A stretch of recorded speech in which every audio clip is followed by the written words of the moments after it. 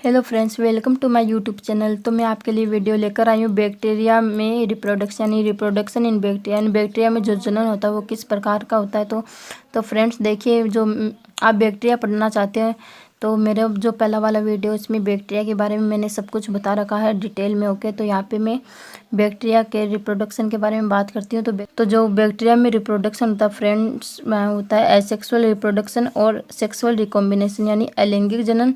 लेकिन इस बैक्टीरिया में सेक्सुअल रिप्रोडक्शन नहीं होता है। सेक्सुअल रिप्रोडक्शन की जगह है सेक्सुअल रिकॉम्बिनेशन होता है यानी लैंगिक पुनर्योजन पाया जाता है। ठीक है, तो हम यहाँ पे पहले विधि देखते हैं एसेक्सुअल रिप्रोडक्शन यानी अलैंगिक जनन। अलैंगिक जनन क्या होता है कि अलैंगिक जनन बैक्टीरिया में विभिन्न प्रकार से होता है, जैसे कि बाइनरी फिजन होता है, बाई बडिंग होता है, मुकुलन के द्वारा होता है। ठीक है, तो जो हम यहाँ पे देखते हैं बाइनरी फिजन में क्या होता है कि इस विधि में एक बैक्टीरिया कोशिका होती है जिसमें 2 डॉटर सेल बनती हैं। ओके, तो जो बाइनरी फिजन स्टार्ट होता है, बाइनरी फिजन की विधि शुरू होती है।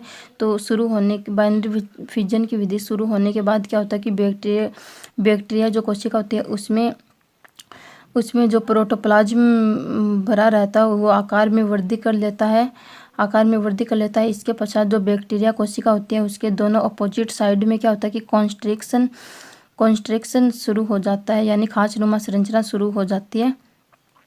तथा यह जो प्रोसेस होती है वह अनुकूल परिस्थिति में क्या करती है, फेवरेबल कंडीशन में यह जो कंडीशन होती है, प्रोसेस होती है वह फेवरेबल कंडीशन में यानी प्रतिकूल परिस्थिति में होती है, जिसके दौरान जो एक बैक्टीरिया कोशिका होती है उसमें जो एक बैक्टीरिया कोशिका होती है वो 6 घंटे में 2.5 लाख बैक्टीरिया बना लेती है। ठीक है, तो यहाँ पे देखिए फ्रेंड्स, पहली जो विधि है वो बाइनरी फिजन हो गई। सेकंड विधि है बाई बडिंग यानी मुकुलन के द्वारा विधि। तो अलैंगिक जनन दूसरी विधि मुकुलन के द्वारा भी होता है। जो बैक्टीरिया कोशिका में जो आउटग्रोथ होती है उसको हम मुकुल बोलते हैं, आप सभी को पता है। बैक्टीरिया कोशिका में जो आउटग्रोथ होती है उसको मुकुल बोलते हैं। यानी बैक्टीरिया कोशिका अतिवृद्धि कर लेती है अपने आकार में और बड का निर्माण हो जाता है और उसको मुकुल बोलते हैं या बड बोलते हैं।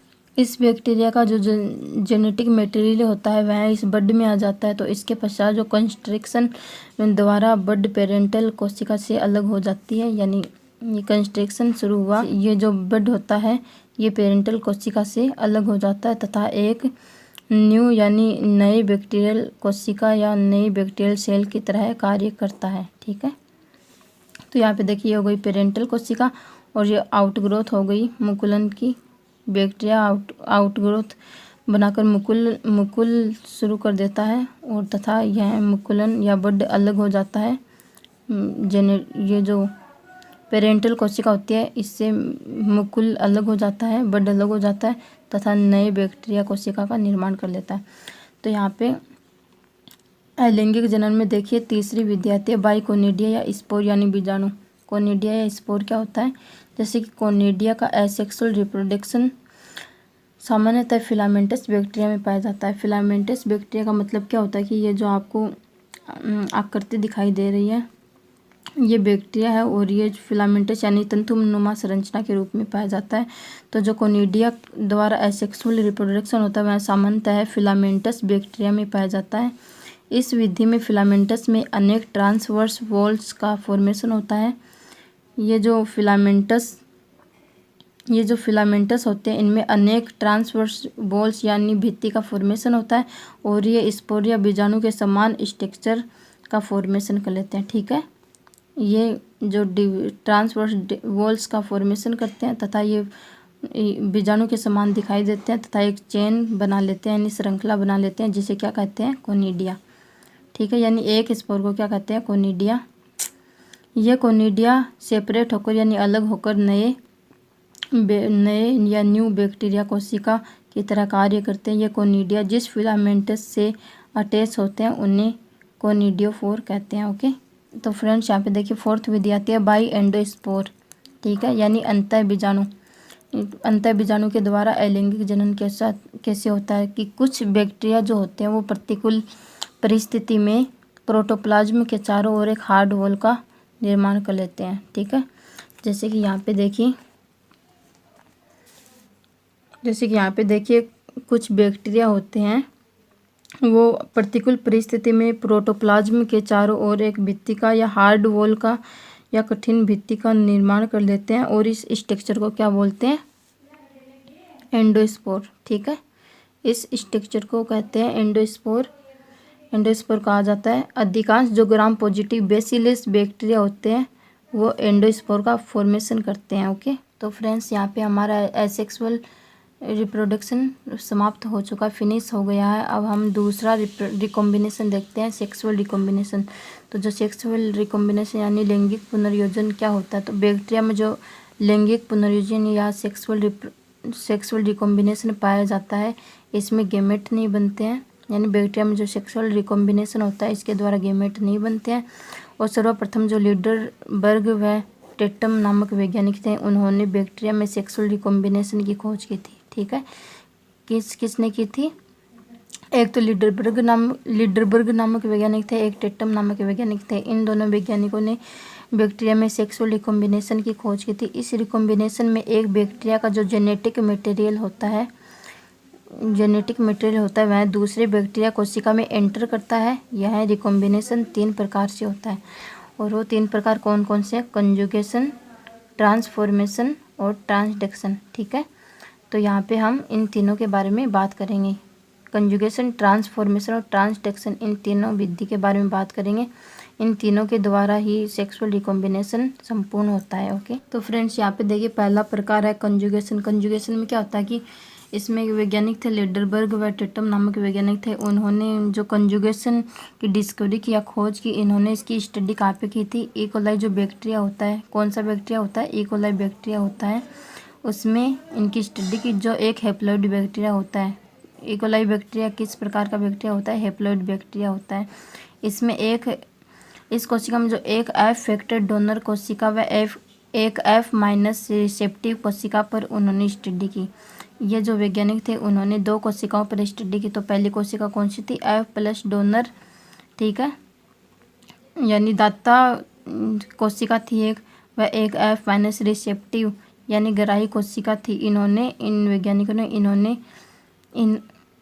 इन वैज्ञानिकों ने इन दोनों कोशिका पर स्टडी किया, अध्ययन किया और बताया कि एफ प्लस जो बैक्टीरिया होता है उसमें एफ फर्टिलिटी फैक्टर के रूप में पाया जाता है। यानी एफ प्लस जो बैक्टीरिया होता है वह क्या दर्शाता है? एफ फर्टिलिटी के रूप में पाया जाता है, जिसकी वजह से ये डोनर कोशिका होती है। और जो एफ माइनस कोशिका होती है, यह एफ फैक्टर, और जो एफ माइनस कोशिका होती है यह एफ माइनस कोशिका में, और जो एफ रिसेप्टिव कोशिका होती है वह एफ माइनस कोशिका एफ फैक्टर में एब्सेंट मिलता है। अब दोनों कोशिका के बीच अब ये दोनों कोशिकाएं पास में आ जाती हैं और कंजुगेशन ट्यूब का फॉर्मेशन कर लेती हैं। इसके बाद में जो एफ फैक्टर बैक्टीरिया होता है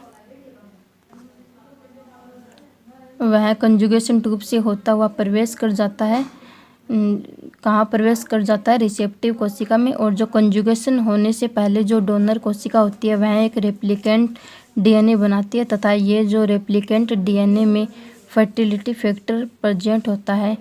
अब फर्टिलिटी फैक्टर जब टूटकर ग्राही कोशिका में जाता है तो डोनर बैक्टीरियल जो डीएनए होता है उसका कुछ भाग या कुछ पार्ट रेप्लिकेंट कोशिका में चला जाता है, जिसके कारण रेसिपिएंट कोशिका डिप्लॉइड हो जाती है तथा डिप्लॉइड होकर कुछ समय के लिए या सम टाइम के लिए डोनर कोशिका की तरह कार्य करती है। यहाँ पे देखिए डायग्राम में आपको बता देती हूँ। यह एफ फैक्टर होता है और ये रेसिपिएंट कोशिकाएँ होती हैं। यह फैक्टर होता है इस बैक्टीरिया कोशिका में। एक तो यहाँ पे एफ फैक्टर आ गया और ये जो रेप्लिकेशन या रेप्लिकेंट डीएनए पाया जाता है, और ये जो रेप्लिकेंट डीएनए या कोशिका और ये जो एफ फैक्टर कोशिका होती है ये दोनों एक पास में आ जाती है। और इसका जो ये जो रेप्लिकेंट डीएनए होता है या कोशिका होती है ये रिसेप्टर जो सेल होती है या ग्राही कोशिका होती है उसमें प्रवेश कर जाती है। ओके, और इसमें प्रवेश करने के बाद क्या होती है? कंजुगेशन ट्यूब बन जाती है इनके बीच में, और जो ये प्रवेश कर जाती है इसके बाद क्या होता है? यह एक डिप्लॉइड कोशिका बना लेती है। ठीक है, या डिप्लॉइड कोशिका बना लेती है। और यह कुछ समय बाद किस तरह से कार्य करती है? डोनर कोशिका की तरह कार्य करती है। तो फ्रेंड्स हमारा अगला प्रकार देखिए ट्रांसफॉर्मेशन। ट्रांसफॉर्मेशन क्या होता है, यानी कि सेक्सुअल रिकॉम्बिनेशन का दूसरा टाइप है ट्रांसफॉर्मेशन। इस मेथड में एक बैक्टीरिया दूसरे बैक्टीरिया में मॉडिफाइड हो जाता है, यानी कि आपने पढ़ा होगा ग्राफिथ का जो नियम होता है, ग्राफिथ का जो नियम होता है उसमें आपने पढ़ा होगा, एक तो एस थर्ड बैक्टीरिया होता है, एक आर सेकंड बैक्टीरिया होता है। तो उसी के बारे में हम यहाँ पे बात करते हैं।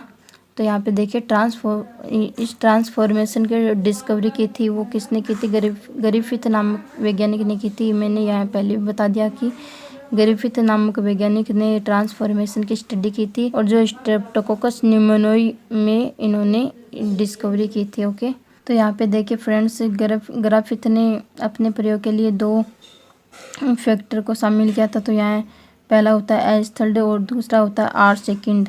ओके, दूसरा कौन सा होता है, आर सेकंड। तो हम यहाँ पे एच थर्ड के बारे में बात करें। एच थर्ड क्या होता है कि ये वायरुलेंट होते हैं, ठीक है, और पैथोजेनिक होती हैं, यानी रोगजनक होते हैं, रोग फैलाने में सक्षम होते हैं, और जो विद कैप्सूल यानी कैप्सूल इसमें प्रेजेंट होता है, और जो स्मूथ होता है। ओके, यानी कि ये वायरुलेंट होते हैं। ये एच थर्ड बैक्टीरिया जो होते हैं ये वायरुलेंट होते हैं, यानी कि फैलते हैं, और जो पैथोजेनिक यानी रोगजनक होते हैं, रोग फैलाने का कार्य करते हैं, और ये स्मूथ होते हैं यानी कोमल होते हैं। और ये जो आर सेकंड बैक्टीरिया होते हैं ये नॉन वायरुलेंट होते हैं, यानी ये फैलते नहीं हैं, और जो नॉन पैथोजेनिक यानी ये रोग नहीं फैलाते हैं। विद कैप्सूल एंड रफ यानी इनमें विदाउट कैप्सूल यानी इनमें कैप्सूल नहीं पाया जाता, और ये रफ यानी खुरदरा प्रकार का होता है। ठीक है, तो हम यहाँ पे एच थर्ड व आर सेकंड के बारे में बात कर लिया। एच थर्ड किस प्रकार का होता है और आर सेकंड किस प्रकार का होता है। तो सबसे पहले जो ग्रिफिथ नाम के वैज्ञानिक थे, ग्रिफिथ ने क्या किया कि आर सेकंड को माइस में इंजेक्ट करवाया। ठीक है, यानी ग्रिफिथ नामक वैज्ञानिक थे, उन्होंने आर सेकंड बैक्टीरिया को माइस में यानी चूहिया में प्रवेश करवाया, इंजेक्ट करवाया। माइस में न्यूमोनिया के करैक्टर यानी लक्षण दिखाई नहीं हुए, और जो माइस थी वह जीवित रही। ओके, जो माइस थी वह जीवित रही, यानी कि आर सेकंड सबसे पहले इन्होंने ग्रिफिथ ने आर सेकंड को माइस में इंजेक्ट करवाया, प्रवेश करवाया। तो आर सेकंड जो कि फैलने वाला नहीं था और रोगजनक नहीं था, यानी ये रोग नहीं फैलाने वाला कारक था, और ये रव प्रकार का था। तो यहाँ पे माइस किस प्रकार की हुई, लाइव रही यानी जिंदा रही। ओके, अब अब एच थर्ड को माइस में इंजेक्ट करवाए ग्रिफिथ ने, अब चूहिया में या माइस में एच थर्ड को इंजेक्ट करवाया, प्रवेश कराया, तो माइस में न्यूमोनिया के सिम्टम्स यानी लक्षण प्रकट हुए, और माइस की डेथ हो गई। ठीक है, माइस की डेथ हो गई यानी मृत हो गई, माइस मर गई।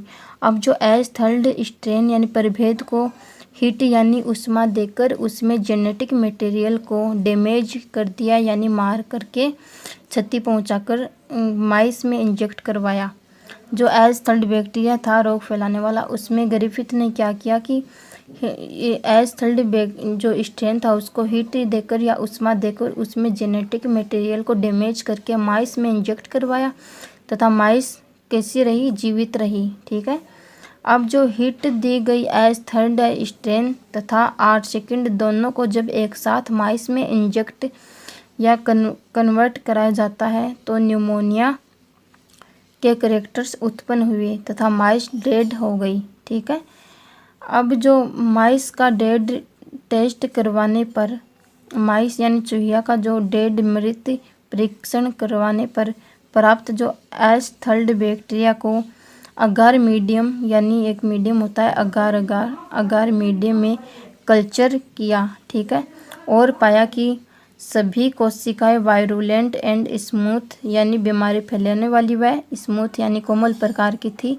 इस प्रकार आर सेकंड बैक्टीरिया का ट्रांसफॉर्मेशन एच थर्ड में हो जाता है। ओके, यहाँ पे देखिए आपको डायग्राम के द्वारा, यहाँ पे देखिए आप डायग्राम के हिसाब से समझ लीजिए। एच थर्ड को हीट देकर माइस में इंजेक्ट करवाया तो डेड कोशिका प्राप्त हुई।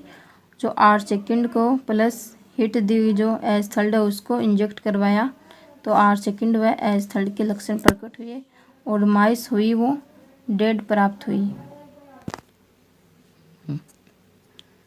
तो फ्रेंड्स यहाँ पे देखिए सेक्सुअल रिकॉम्बिनेशन की तीसरी विधि है या तीसरा प्रकार है ट्रांसडक्शन। ओके, यानी इस मेथड में या इस विधि में क्या होता है कि एक बैक्टीरियल जो कोशिका होती है उसका डीएनए या बैक्टीरियोफेज वायरस के द्वारा अदर बैक्टीरिया कोशिका में ट्रांसफर या स्थानांतरित हो जाती है। तो फर्स्ट यानी सबसे पहले जिंडर कौन से वैज्ञानिक थे, जिंडर और लीडरबर्ग नामक वैज्ञानिक थे। उन्होंने जो साल्मोनेला टाइप बैक्टीरिया होता है उसमें ट्रांसडक्शन की खोज की। साल्मोनेला टाइफी बैक्टीरिया जो होता है वो किस रोगकारक का रोगजनक होता है, यह साल्मोनेला टाइफी बैक्टीरिया होता है या टाइफाइड उत्पन्न करता है। ओके, जो साल्मोनेला टाइफी बैक्टीरिया में ट्रांसडक्शन की खोज की किसने की थी, जिंडर और लीडरबर्ग ने। ओके, तो यह 2 स्टेप में होता है। यह जो ट्रांसडक्शन होता है 2 स्टेप्स में पूर्ण होता है। पहला स्पेशलाइज्ड और सेकंड है जर्नलाइज्ड। ओके, तो स्पेशलाइज्ड में क्या होता है कि इसमें एक बैक्टीरिया कोशिका होती है, इसमें एक होता है बैक्टीरियल डीएनए और एक होता है बैक्टीरियोफाज। बैक्टीरियोफाज में क्या होता है कि इसमें एक वायरल डीएनए उपस्थित या प्रेजेंट होता है। तो यहाँ जो बैक्टीरियल कोशिका में क्या होता है कि ये जो बैक्टीरियाफाज का जो वायरल डीएनए होता है वह बैक्टीरिया कोशिका में प्रवेश कर जाता है तथा जो बैक्टीरिया डीएनए होता है इसके साथ जो फाज डीएनए होता है वह अटैच हो जाता है। और इसमें जो आगे देखिए फ्रेंड्स यहाँ पे रेप्लिकेशन होता है और ये जो फाज डीएनए व बैक्टीरियल डीएनए होता है इनका रेप्लिकेशन होता है। रेप्लिकेशन होने के बाद इसमें 2 बैक्टीरियोफाज बन जाते हैं और 2 बैक्टीरियोफाज बन जाते हैं। इसमें करेक्टर्स किस किस के आ जाते हैं, फाज डीएनए के आ जाते हैं, हाफ करेक्टर्स फाज डीएनए के आ जाते हैं और हाफ करेक्टर्स बैक्टीरियल डीएनए के आ जाते हैं। ओके, और इस प्रकार से बैक्टीरिया में जेनेटिक मटेरियल का ट्रांसफ़र होता रहता है, एक्सचेंज होता रहता है और इस एक्सचेंज को बैक्टीरिया में एक्सचेंज को ही क्या कहते हैं, स्पेशलाइज्ड कहते हैं। ओके, तो यहाँ पे देखिए जो फाज डीएनए और बैक्टीरियल डीएनए होता है यहाँ आगे चलकर एक बड़ी बैक्टीरियोफाज का निर्माण कर लेते हैं और इसमें ये एक बैक्टीरियल कोशिका का फॉर्मेशन होता है और एक फाज डीएनए का फॉर्मेशन हो जाता है। तो फ्रेंड्स ट्रांसडक्शन का पहला स्टेप था स्पेशलाइज्ड और दूसरा है जनरलाइज्ड। ओके, तो जनरलाइज्ड में क्या होता है कि इसमें एक बैक्टीरिया कोशिका होता है, इसमें एक बैक्टीरियल डीएनए होता है बैक्टीरिया कोशिका में और एक बैक्टीरियोफाज डीएनए होता है। और ये जो बैक्टीरियोफाज डीएनए होता है बैक्टीरिया कोशिका में वायरल डीएनए होता है वह एंटर कर जाता है बैक्टीरिया कोशिका में और ये एक बैक्टीरिया डीएनए होता है। और जो इसमें वायरल डीएनए तो ऐसे ही पड़ा रहता है, यानी यह अपने अंदर रेप्लिकेशन कर लेता है, कॉपियाँ कर लेता है। ओके, और यह एक से अधिक कॉपियों में तैयार हो जाता है। और जो डीएनए होता है बैक्टीरियल डीएनए होता है वह अपने अंदर सेगमेंटेशन